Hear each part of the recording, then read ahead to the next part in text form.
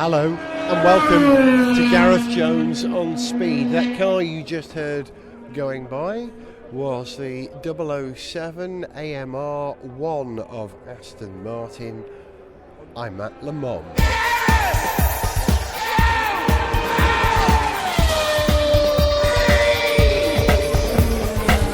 We drove down today in a rather lovely car, which we'll tell you about a little bit later. And we've established Gareth Jones on Speed base camp at the Travel Destinations campsite, which is just on the edge of the Porsche curves. Today is Thursday, and this is qualifying for Le Mans. So this is our first glimpse of the cars. We've walked literally 100 yards from where we're camping up to a little hill, and we see the cars. There goes the number 12 Lola Toyota it is now, of Rebellion Racing, with my mate Neil Yarney driving, I think, at the moment. We've seen a few cars going by. Zog is with me. He's got his iPhone out and he's taking pictures. Oh, there goes an Aston. That's one of the Aston V8s, not the new AMR 1.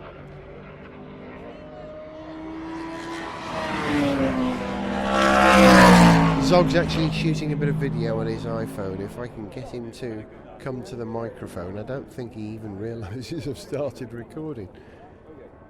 Zogger, are you busy? Can you hear me? You're live on Gareth Jones. I can hear you now, Gareth. You had your headphones on. I did. It's not John Hindorf commentating at the moment, is it? No. They're just talking about whether Audi are going to respond to the startlingly quick times that the Peugeots have just been putting in. Sarrazin set the quickest time. Genet, a couple of minutes later, set an even faster time, and they were so they're looking very quick at the moment. There is always a game that's played at Le Mans of chase the hare. You know, there's a fast car, there's a medium speed car, and there's a slower car, which is your banker.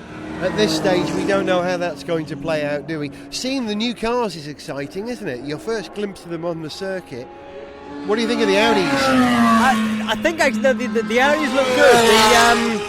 The Aston Martins don't look as good as I would have liked. That's Told you slightly so. Disappointing. But yeah, no, you're right. You're right. There's the 009. It just looks like a plank. It's too sort of flat, sort of slab-sided. Yeah, it sort of looks heavy.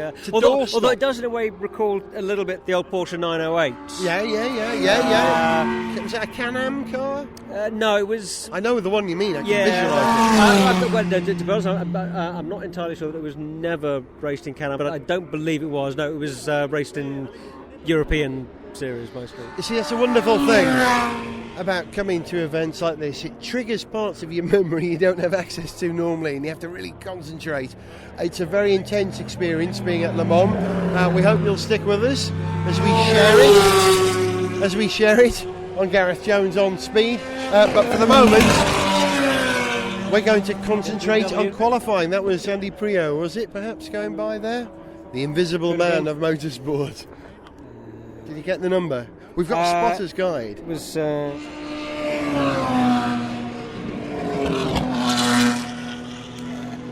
There goes one of the Evoras. It wasn't Johnny Molam, who I know, driving the number 65 car. That was the other one, the 65. It's a Peugeot. Oh, a deeper sound from the Peugeot this year than usual. Let's have a bit of audio. Actually, let's keep this going for a minute. See if I can tell you what's coming in time. Okay, Ferrari.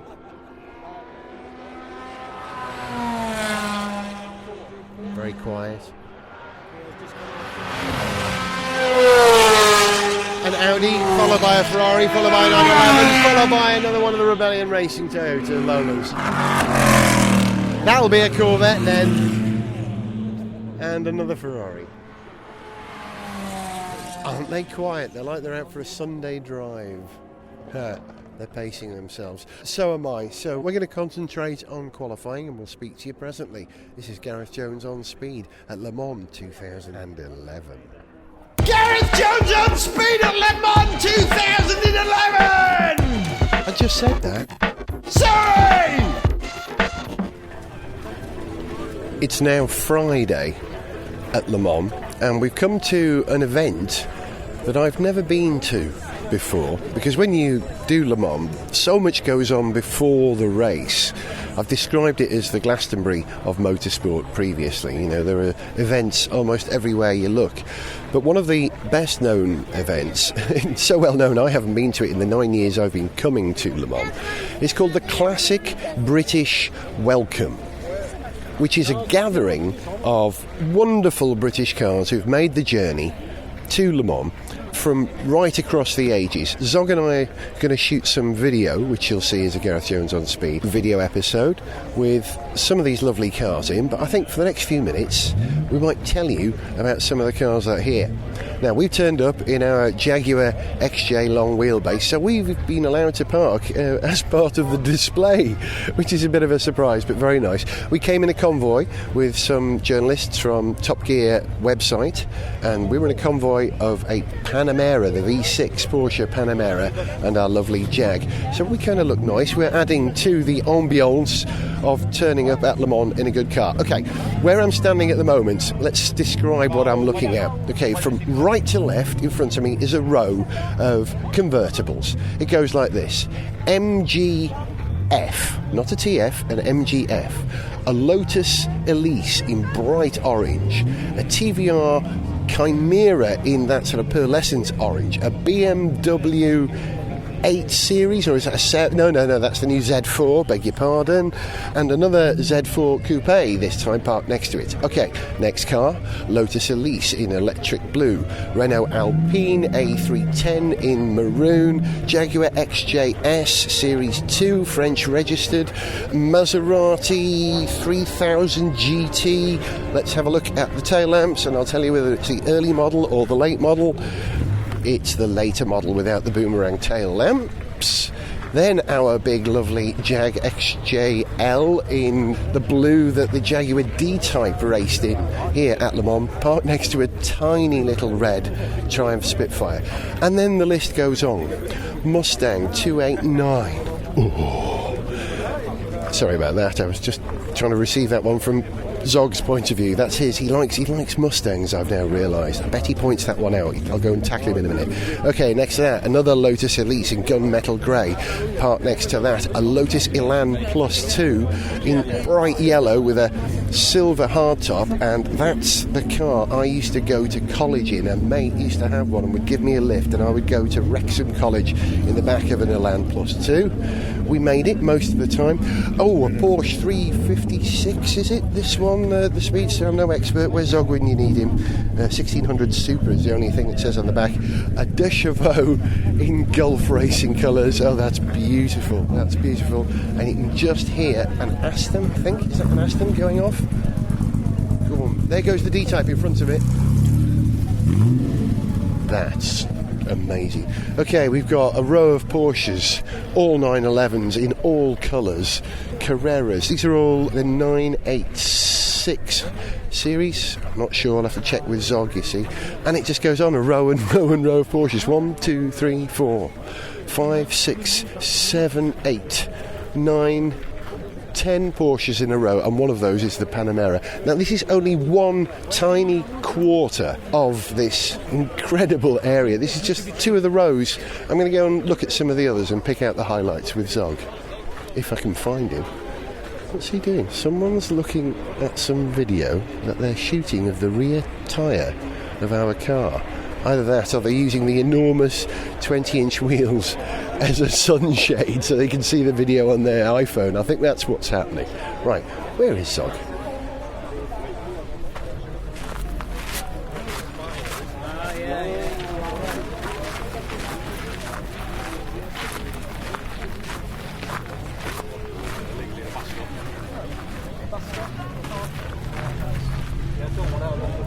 I would be hard-pressed to choose a favourite car here at the Classic British Welcome, because every single thing here has a very valid case for being that car, really.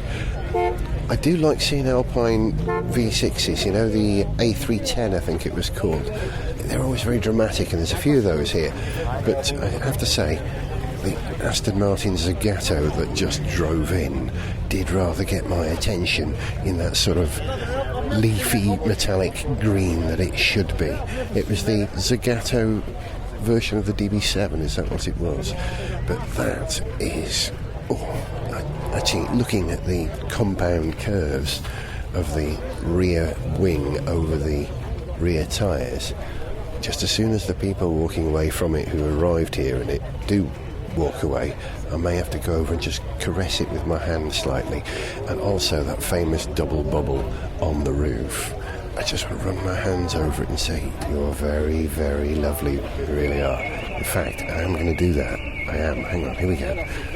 My hand is on the... I shouldn't really touch it. No, I can't. I'm just feeling the energy coming off the car. And that lovely double bubble in the roof. Whoa.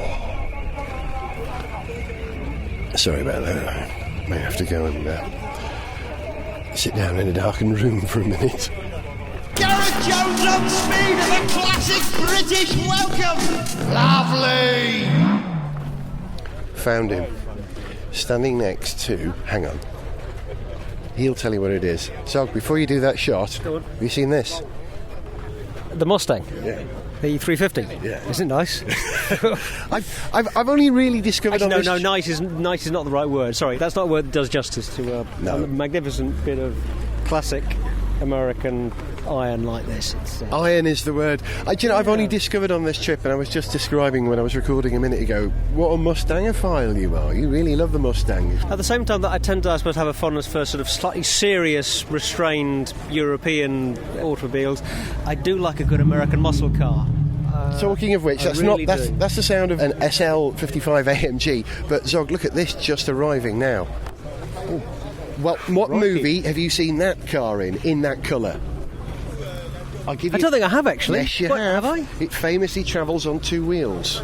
It's James Bond. Was it? That's not... well, it's not the Mach 1, but it is the car that was in Live and Let Die, a 70s... Mustang. It was a Mach 1. Yeah, definitely. I'm going to have to watch that back. I'm surprised you check, didn't know that. Sure. No, I didn't know that. Listen to it waffling. Listen, hang on. It just waffles off into the distance. I wanted to get the audio of that. That was lovely. In fairness, I'm still entranced by that relatively modest de Chevaux over there, because I do like a de Chevaux. I used to have one for a few years.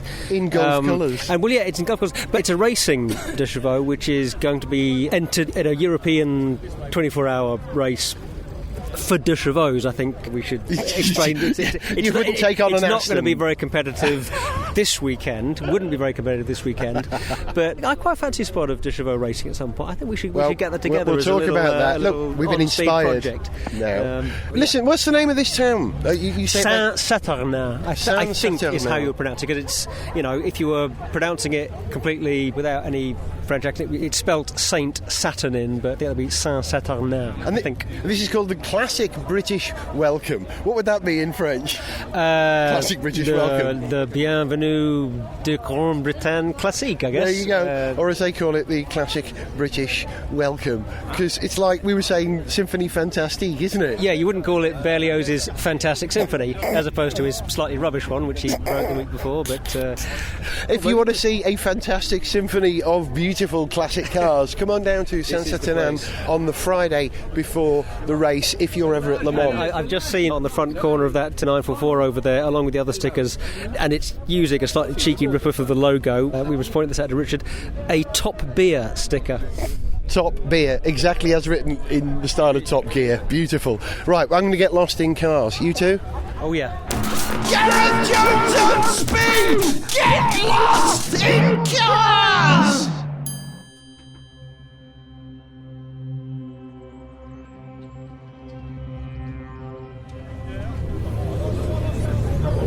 And now, a list of some of the cars at the Classic British Welcome. Porsche Boxster, Ford Mustang convertible, 2006, Maserati GT3000, AC Cobra 427, Lotus Elise Series 1, Ford El Camino pickup, Corvette 80s. Yellow Lotus Elise Series 1. Nissan 300ZX. Porsche Carrera S 1986. Ford Mustang convertible. MG GT. Chevrolet Corvette 1956. Morgan V8. MG Midget. TR6A. Jaguar XK150 in white hardtop. Marcos Mantis. MGB GT V8. Triumph Spitfire Mark IV. Pontiac Firebird. Ford Mustang convertible 1967. Ford Mustang GT 2008. AC Cobra. Jaguar Mark II. E-Type Jaguar 4.2. Triumph Spitfire. E-Type Jaguar Roadster in cream. E-Type Jaguar Coupe in blue. E-Type Jaguar Roadster in red. Porsche 911 Roadster. Jaguar E-Type Coupe in gunmetal grey. Series 3 Jaguar XJ 4.0. Jaguar XJS convertible V12. Jaguar XK8 Coupe.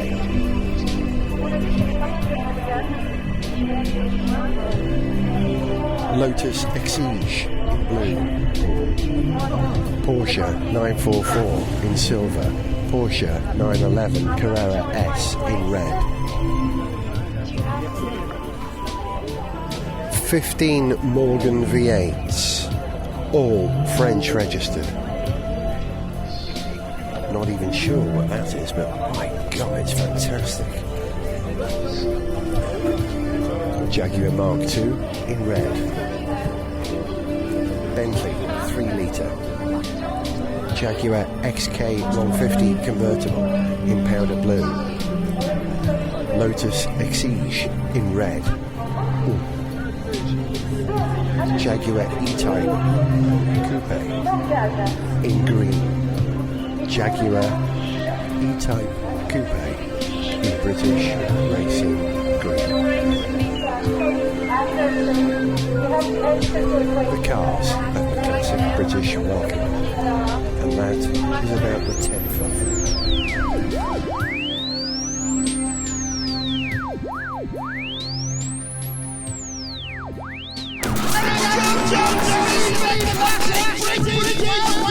Stop shouting! Well, Zog and I have just spent, I don't know, 3 hours, 4 hours at the classic British welcome, and now we're leaving in our classic British car. Good show, eh, Zog? Fantastic, yeah. I'm very glad we tried that out this year because we've never been to the Great British Welcome before. We've usually gone down to Arnage for the hooning, as you say, before. And no, that was fantastic. It was a lot more befitting to our gentlemanly tone. That was quite a gentlemanly event. And I feel we turned up in a gentleman's car. We did, yes. Now, we've turned up in a very elegant, refined, if rapid vehicle. And we were able to enjoy a little glass of champagne there with lunch, or rather, I ate the glass of champagne, you're driving, you didn't. And I had the traditional chicken accompaniment. We're doing it traditionally, I like it. Alright then, a decision, see? Of all the cars we saw there, which was your favourite? I rather like that big old Bentley that was parked next to the lilac going on powder blue XK150, yeah. Which was beautiful, by the way. Yeah. Although actually it's a bit of a tough call between the Speed 6, the Bentley. Yes, I think Bentley 3 litre. Is that the same thing? I'm not so good on my 1920s Bentleys that I could tell you, but it was a thing of beauty. Toss up between that and the Corvette. There was a lovely, not Stingray Corvette, you know, the original 50s Corvette with the sort of the scalloped sides. Ooh. Lovely blue original Corvette. And as we were saying earlier, I do actually rather like a lot of that old classic American iron, and that was just beautiful. Well, of all the cars there, my favourite was the odd one out. I did see you getting a bit excited about the Grinnell Scorpion. That's the one. Exactly. Yeah. Just as we were gearing up to leave, a chap called Leroy from Stroud in Gloucester turned up in a Grinnell Scorpion in red with the BMW K1000 engine from the motorbike. And he was grinning, which is why it's probably called a Grinnell Scorpion. He's had this car for 7 years, gives him enormous joy. And as you know, I put it in my top 10 recently as good ideas of cars I would have in my collection. To see one in red, I mean, my day was fantastic, but that particular car made my day. Right, we're not done yet, because we're now in traffic behind a convoy of some lovely cars. There's an MG in front and a Maserati. MG, you can hear the brakes squeaking. And we're off to the drivers' parade. Le Mans! It just keeps coming, doesn't it? Just keeps coming. It's a whole weekend of fun. Le Mans just keeps coming! It's a whole weekend of fun! I just said that. Sorry!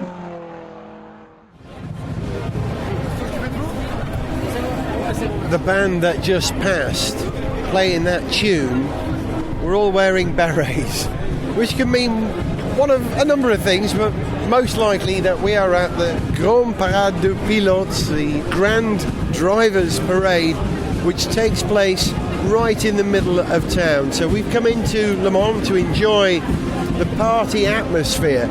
It's a French tradition, isn't it, Zog? This whole playing of marching band versions of Africa by Toto. Yes, it's actually what it is. It's ancient, long-standing French tradition. That yes, a proud tradition. But it's a very Le Mans tradition to have the parade in the middle of town, not to do it out at the circuit like Formula One does, but to do it somewhere where everybody can attend, and it involves the whole city, doesn't it? It's a genius idea. Yeah, it does fit in with the French ideals of fraternité and égalité, absolutely. Yes. Well, we're going to have a bit of fraternity and some égalité. How do you say it? Égalité. Liberté, égalité, fraternité. That's what they say. Well, that's what Zog says. And we'll see you for the next edition of Gareth Jones on Speed, which will be reporting from a race, not any race, the greatest race on earth, the Le Mans 24 Hours. This has been Zog. Goodbye. And me, Gareth Jones, from the build-up to Le Mans 2011. See ya. To send us an email, see pictures, get song lyrics, join our Facebook fan site or follow us on Twitter, go to garethjones.tv. Gareth Jones on Speed is made in London by Whiz Bang. Gareth Jones on Speed!